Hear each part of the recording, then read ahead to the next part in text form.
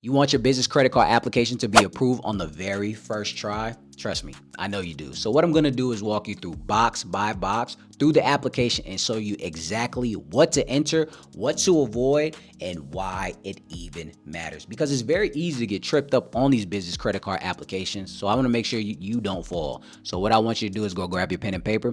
And without further ado, let's dive in. All right, business owners. So I'm just going to let you know right now that all business credit card applications are not identical. But they do share the same foundation. Okay. With that being said, they are going to ask you to personal guarantee all of these credit cards. If you're not looking to personal guarantee, you might as well click off now because this isn't for you. Because it's your business at the end of the day. It's structure, industry, revenue, and spend. It's a lot of things you're going to have to put on here. You got to make sure you put it on there right. So once you learn this foundation, you can pretty much handle almost any bank form. All right. So with that being said, forgot I had the mic in my hand, but let's go ahead and get into the computer of how we're actively going to do this. Because like I said, I'm going to show you step by step on what to actively do. So let's get into the computer. All right, ladies and gents. So as you see right here on my screen, we are going to use Chase. The reason why that we're using Chase as an example is because it's a very simple flow. Okay. But a few fields, like I said, can trip you up if you're not careful, especially around identification, business name, revenue, and even spend. Now, also note that, small business credit cards or just business credit cards in general requesting a personal guarantee, they are going to check your social security number. Okay. Do not get squeamish about this. They have to check your credit. They have to check your identification. And also, some banks or all banks are going to ask for your EIN as well. So expect to have that as far as your identity docs. And Chase is no different. But again, we're just going to click on a random credit card, and then we're just going to go from there. So let's go ahead and click on apply for the new Sapphire business credit card. All right. So let's go ahead and actually get into the application itself. So if you're with Chase or any other one, this is pretty much how it's going to look now. They're just telling you, the bonuses, everything like that. That's cool. That's all fine and well. You can read that at your own leisure, but let's actually get into the application in itself. So let's go ahead and get into it. Let me put this stupid thing right here. Bear with me. Can you hear me? All right, cool. Let's keep going. All right, so number one, we're gonna talk about the authorizing info. Okay, now some of this stuff is gonna be, you in your head are gonna be like, yo, I know this. Why are we talking about this? Trust me, you still want to make sure. So when it comes to the authorizing information, you're gonna of course choose one. They're gonna have a drop down box. Now, a lot of people see certain things and they're like, yeah, I want to click this or I want to click that. Guys, you got to make sure that you click the correct thing that works for your favor. A lot of times you are going to click owner, especially if you're the one that created the business in itself. If it's a partner, this is for a multi-member LLC. So if it's you and your friend, you and a business partner, multi-member LLC, you're going to click that. Let's say you took over a business and you're the president or the CEO or anything like that. This is what you're going to click right here. I don't think that you should click this if it's not important to you. Treasurer, no. Vice president, no. 9 times out of 10, you're going to click owner. Now, with the personal details, of course, it's self-explanatory. You're going to put your personal details. Don't try to overthink it. You're going to put your name. You're going to put your middle name. If you want to put that, you don't have to. Like I said, it is optional. Last name and then suffix. All right. The suffix is really it's for identification, but also if you want that like on your card or something like that. So if you're a junior, it'll show like junior on your card at the bottom. But it's not super important because again, it's optional as well. Now, when it comes to identification, the date of birth, mother's maiden name, tax ID, and things like that, we're going to go over that. So, of course, you're going to put your date of birth of what it is, your mother's maiden name. The reason why I think they put your mother's maiden name is because, again, they're checking your identification on the back end. They want to make sure you are the person that's actively, applying for the business credit card. So I think that's the reason why they do this. But I've only really seen Chase do this, and maybe I think Wells Fargo does this as well. But yeah, I digress. Now, when it comes to tax ID type, a lot of people see this and they're thinking like, yeah, I'm gonna put my tax ID number, my EIN, or anything like that, and we're gonna go from there, guys. That's not the time to do this. Because like I said, you're gonna have to personal guarantee this stuff, so you're gonna have to put your Social Security, okay? No matter how you twist and turn it. The ITIN number is really for other individuals, not of this country and stuff like that. Or if you do have an ITIN number, you could put that. But again, you're going to have the personal guarantee no matter how you twist and turn it. So just go ahead and put your social security right here because clearly it just asks you for all your personal information. Put your social security, make sure your credit scores are in above 700, 690 at the worst, and go from there. All right, so you're going to put whatever it is. Whatever it is, then you keep going. All right. So now, next thing, we're still on the personal information. You do not put, just because it says home, I've seen people do this, they start putting their business information right here. You don't necessarily do that. We're still on personal information because they still want to get all the information about you. So right here, home address, however you want to do this, military or domestic or anything like that. So of course, domestic, whatever it is, you're going to put your home address, all right, wherever you reside. So if it's 1234 Main Street, put 1234 Main Street. You can put the suit if you want, city of where you are, and then you're going to put the city, not the city, but the state. You already put the city. So if you're in Delaware, put Delaware, all right? So if you're in, I don't know, North Dakota, put North Dakota, okay? This is the simple part. This is the simple part. And then you're going to put your zip code, all right? So whatever it is, put your zip code. Still on the easy part. Now, contact information, because this is how they're going to contact you, whether you got approved, denied, or if they need any other documentation for you. This is what you're necessarily going to have to put. So you're going to put your email address. Please, guys, put your personal email address, okay? Because I did this like 5 years ago, and I kept putting my business, and everything was going to my business, but they were asking me personal information, and I was kind of getting a little confused.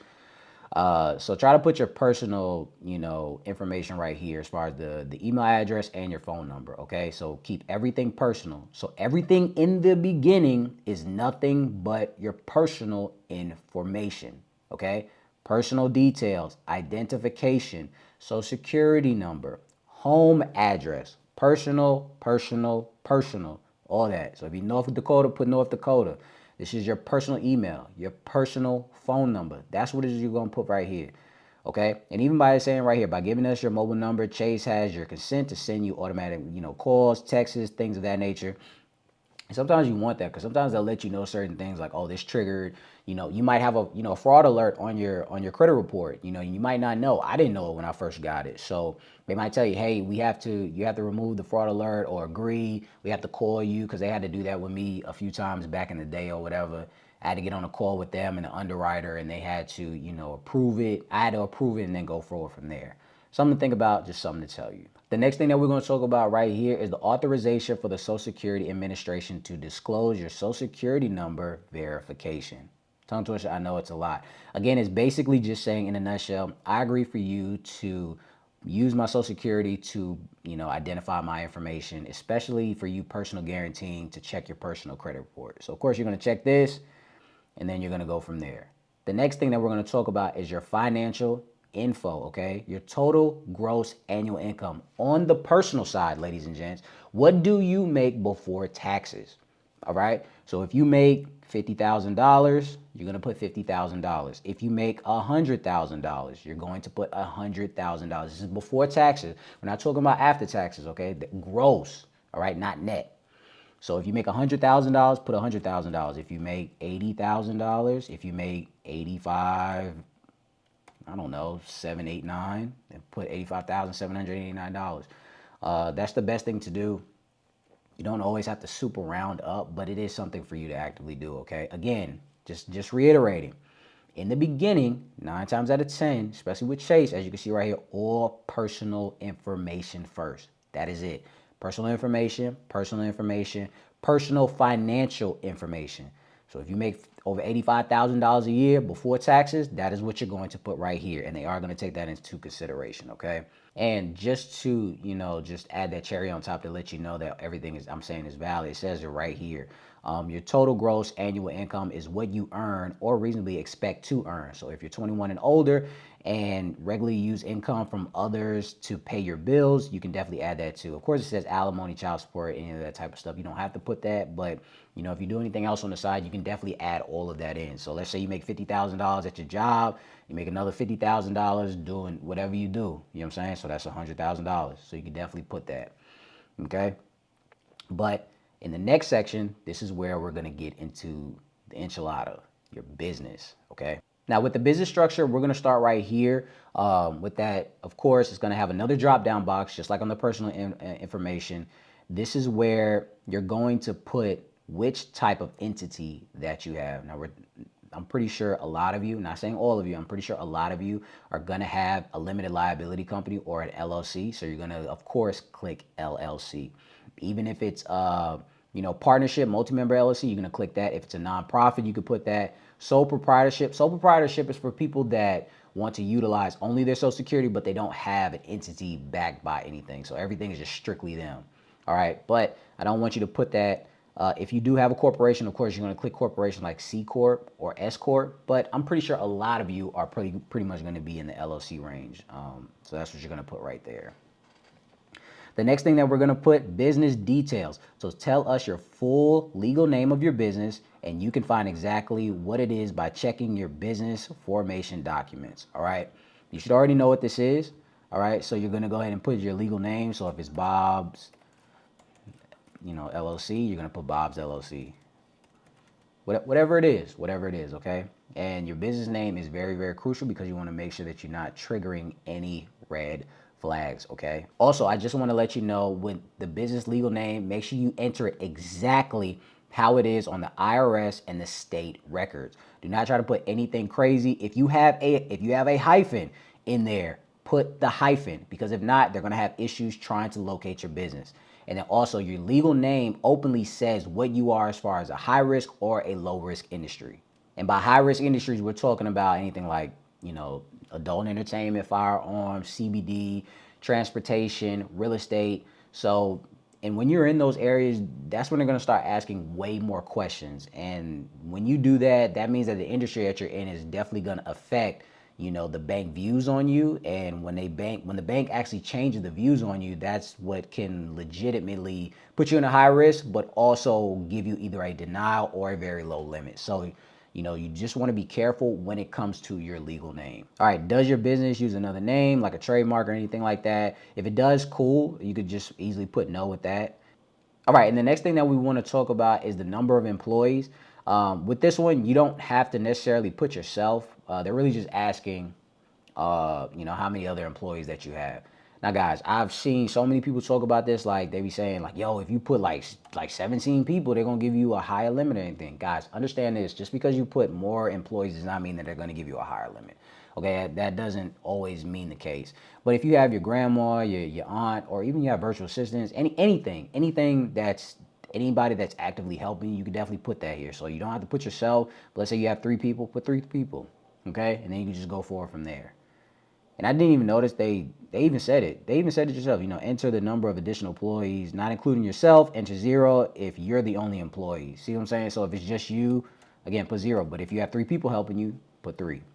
All right, and the next thing that we want to talk about right here is your business tax or your EIN number. You see how this is different way from this one in the beginning where we were talking about your ITIN number or your Social Security? See, again, difference. Personal information, pull in your PG or anything like that. This is going to be your business information or your business Social Security, okay? You can put your Social Security number if you're a sole proprietor. You can put your ITIN number again, but again, business information, EIN number. So you're going to put your EIN number right here that you got from irs.gov. Make sure it's 100% right, okay? I've seen it where sometimes people do put the hyphen, or sometimes it tells you don't put the hyphen, but just try to put it in there anyway, just to save face, because you want to make sure everything is 100% right, okay? So that's the next thing that you're going to do right there. You do not have to pay for it when you get your EIN. It's completely free on irs.gov. The next thing that we want to talk about is your primary physical business address, okay? So right here it says, we'll send your card to that business physical address. Your business physical address is the same as your personal address. That's what they're asking. This is what I'm going to say right here, ladies and gents. It's not mandatory, but I feel like it definitely helps. You want to have your business and your personal separate. You want to show that you're actually professional, okay? So with that being said, if you can get like a virtual office or virtual address or something like that, it's definitely helpful. just to show that you're a real business entity. Now, since COVID, they do know a lot of people work outside of their homes. That's fine. That's what I'm saying. It's not mandatory, but you do kind of want to look way more, professional and things like that when it comes to this. But let's just say you do work out of your home, and who am I to say that you're not? You can be making $1 million out of your home. So, let's just say yes. But if not, that is when you're going to put your business address, whether it's a virtual address, anything like that, and you're going to put it right there. Just make sure that it is actually real. Just don't put nothing weird because you're trying to do what I say as far as, make it separate and you're just putting something random. Because again, what they're going to do is they will send your card to that physical address. So please understand that. All right. And the next thing that we're going to talk about is your business contact information. Now, this is what I say you definitely have to have this separate. I do believe that 1000%. Even as a business owner, you don't want your business clientele or anybody calling your personal phone. So make sure that you have a separate. I'm not saying that you have to, go to the Verizon or whoever you go with, and go get another line if you can't handle that right now, but just try to have a separate number. So you want to have a separate number for your personal. So whatever it is, 555. Whatever it is, you want to make sure you have that separate from that. Again, it says consent and stuff like automatic calls and stuff like that, but the underwriters are really checking this now, especially nowadays. So make sure that all of this is important and make sure it's totally separate and implemented correctly. The next thing that we're going to talk about is your business financials. Now, this is how a lot of people get tripped up as well, all right? So with the business established date, make sure that you go by the articles of organization of when you got your business entity established. So if it's June 4th, 2020, that is what you're actively going to put. Okay, don't put what you guess it is. Make sure that you have everything organized. You go look, you're like, all right, it's January 4th. That's what I'm going to put right here. The next thing that we're going to talk about is your annual business revenue. Okay, it's similar to gross. Right here trips a lot of people up because they don't know what to actively put. At the end of the day, guys, put what you expect to make in your business. That's the dope thing about this, all right? I'm not telling you to put $6 million. Do not put that unless you actively know you're going to make $6 million because they will ask you to prove it. Let me see documentation. And the whole point of this is to try to limit the documentation, especially for right now, especially if you're just starting up. So if you're expected to make $50,000, put $50,000. If you're expecting to make $150,000, put $150,000. That's what you can actively put. What you expect to make, okay? And the next thing, this is what trips a lot of people up as well. People think that with the estimated monthly spend, they think, oh, I'm gonna put like $50,000 or not 500, $50,000, and they have to give me, $50,000 of an approval. That does not mean that, guys, because they're gonna take this into consideration before they take this into consideration. They don't care about this. The reason why is this. If you're a brand new business, just think about this logic. Let's break this down in simple terms. If you're a brand new business and you're talking about I'm gonna be spending $50,000 a month, right? You don't have any documentation. They didn't even ask for a business plan, nothing. But you're asking them for $50,000 every single month and you're brand spanking new. That is a red flag, okay? I don't care what industry you're in. So don't be a walking red flag. This is not just automatically going to give you, $50,000 in a credit limit. Be honest with this. So you're like, yo, I might use $2,000 a month, $2,300. Let's say $2,300 a month, or I might do $1,000 a month, or even if you are going to spend on the front end, maybe $10,000 or anything like that, you don't have to show them that. You see what I'm saying? So say that you're gonna spend maybe like $5,000 a month, maybe something like that. If it's true, look at your business, paperwork, see what you're actively gonna need, and then go from there. That's what you're gonna put right here, okay? But don't put nothing crazy, and don't put nothing crazy right here for annual business revenue. Now, next thing we're gonna talk about is the business classification, okay? So with the business classification, this is where we're talking about the business category. This is what trips a lot of people up as well, because you're looking for what you're actively doing in your business. They want to know what you're doing. This is where the NAICS codes come in, because this will tell them, hey, this is what industry I'm in. This is what I'm going to be using that funding for. So again, if you're in the food truck or restaurant or anything like that, you want to click that. Wholesale trade, transportation, real estate, anything like that. And the reason why I said all of those is because for number one, those are high risk industries, but they won't tell you that on here. If you're in a high risk industry, they will deny you or give you a low limit because you're high risk. So you want to make sure that your industry is not high risk. Even if it is high risk, look for a gray area. So you want to look for things that are in the low risk industries, and you can, Google anything or try to see what type of low risk industry that you can utilize so you won't trigger any red flags. The next thing I just want to say also is while you're looking on this, let's say you can't find anything that resides to what you're talking about. So what you're going to do is you're going to click on other. You're going to click on other, and then it'll tell you like the business type, and then you have to look for there or something like that. But at the end of the day, even if you still can't find it, try to find something relatively closest to it. Okay, so find what it is, find the business type, go from there. Next thing that we're talking about is the ownership. If you are a single member LLC, it is 100%. Okay, if you're a multi-member LLC and you guys do 50-50, 50-50, you have 50%. Let's say it's 98%. You have 98% and your loved one has 2%. All right, so that's what you're gonna put right there. You're gonna put, I own 98% of this. And with that being said, they might ask for the person's information, but that's how you're gonna go forward from there. Nothing serious. Next thing we're gonna talk about is the employee cards. So if you have any employees, from what we said earlier, wherever it is, number of employees, even though you have employees, does not mean that you have to have, extra credit cards. Maybe you don't want them to have a credit card, but if you do, you can say, hey, I need 3 or something like that. Okay, I need 3. You put the person's information and you go from there. Nothing crazy about it. But if you only want you to have one, that's fine too. So you be able to, just go forward from there. Even with 3 employees, you don't have to give them cards. It's not important. And of course, it's not going to help you raise your limit. Trust me, I know, because I talk to my bank connects all the time. They say that's not a thing. We just have to ask.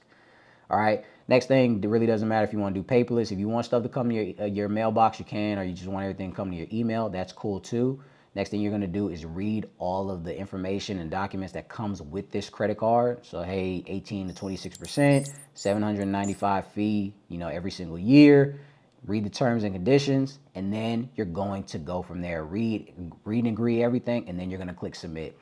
Now, when it comes to Chase, a lot of times, or even other business banks, sometimes they'll say, hey, we'll give you an answer, or we'll give you an approval 5 to 7 business days. You can immediately call like the reconsideration line to see what the status is. Or sometimes they'll give you an approval right then and there where it's like, hey, we just granted you $75,000 of an approval. Because that's what my clients get when I go through my bank connects with Chase or any of these other banks. They get these 75, 125 approvals and things of that nature. And that's just by us utilizing this, adding a little bit more to it, because of course I know how to add onto these applications, and with my bank reps being connected to the underwriters, it's a plug and play to get everybody high limits. But that's pretty much the easy way on how you can do this. If you're looking for these $75,000 approval, $100,000 approvals, what I want you to do is click the link below, because I will be able to help you connect with my bank rep so we can get you that high amounts of funding, so you can get $50,000 to $300,000 in funding to help you scale or start your business. And it all starts with knowing the education behind applications and what your business details, okay? But I just wanted to give you this. I wanted to break everything down for you as far as the application, because I know sometimes it can be very, it can get you scared sometimes where you're like, I don't know what to put. I don't want to put the wrong things. But if you go by this step by step on how I gave it to you, you won't have any issues. So with that being said, I want to appreciate you guys for stopping by. I really hope that this helps you. And if you have any questions, let me know in the comment section. Again, I want to thank you guys for stopping by. And until next time, ladies and gentlemen.